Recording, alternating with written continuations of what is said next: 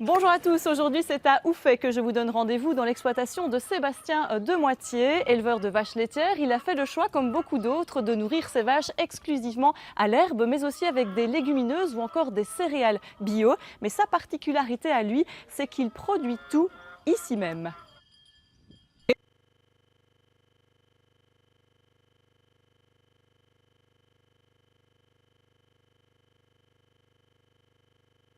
Mixte, et cela fait déjà 20 ans que l'on a fait le choix du bio. Depuis toujours, on cherche l'autonomie alimentaire, la maîtrise des coûts, nourrir le bétail avec des aliments sains, enfin, minimiser au maximum les traitements, etc.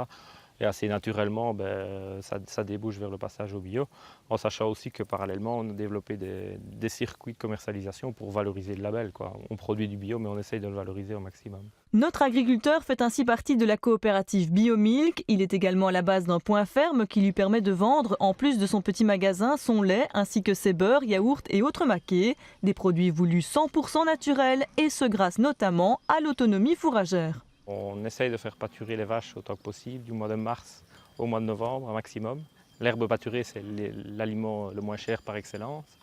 En plus, il est auto-récolté par les vaches, et les vaches en même temps épandent de l'engrais en permanence, donc c'est vraiment l'aliment par excellence. Et pour qu'ils ne viennent pas à manquer, Sébastien applique le système du pâturage tournant dynamique. Le principe, c'est qu'on a des petites parcelles et qu'on change les vaches de parcelles tous les jours. Donc les vaches ont toujours une herbe au bon stade.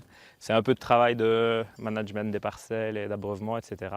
Mais ça permet vraiment de maîtriser pas mal la qualité de l'herbe. Sur les 150 hectares de son exploitation, les 3/4 sont ainsi exclusivement consacrés à l'alimentation de ces 100 vaches. Sébastien pourrait donc être considéré comme étant en autonomie totale. C'était sans compter sur la météo belge.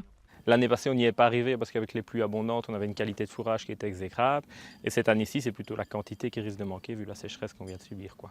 Depuis une dizaine de jours, Sébastien doit donc compléter la ration de son bétail en piochant notamment dans ses réserves d'hiver composées de légumineuses comme la luzerne ou encore de céréales, le tout cultivé bien évidemment par ses soins. La luzerne, c'est une légumineuse mais qui a la particularité d'avoir un enracinement très profond et donc qui a la capacité d'aller chercher l'eau très bas. Et au printemps, comme le printemps qu'on vient d'avoir, où elle est trop sec, elle n'est pas très affectée par la sécheresse.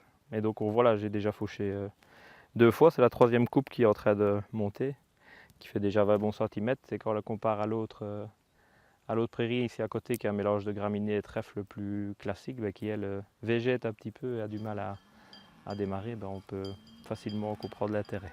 Être proactif, oser aller de l'avant et valoriser son environnement, voilà sans doute les clés d'une agriculture raisonnée, aujourd'hui de plus en plus recherchée.